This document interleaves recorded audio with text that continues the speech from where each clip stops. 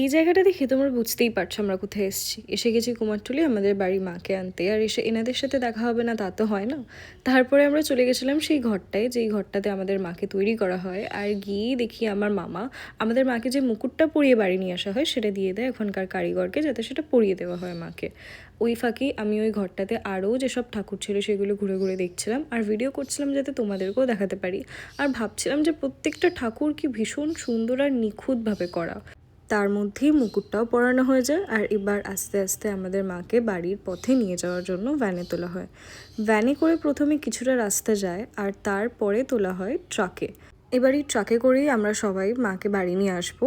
আমরা সবাই না, বাকিরা যারা গেছিলো তারা।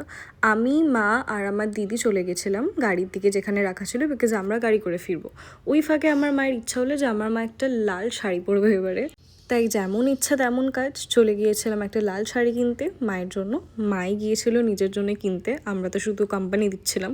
দিয়ে আমার মায়ের কেনাও হয়ে যায় আর তারপরে আমরা সবাই চলে যাই বাড়ির দিকে, বিকজ বাড়ি গিয়ে মাকে ওয়েলকামও তো করতে হবে। আর আজকের জন্য এইটুকুই।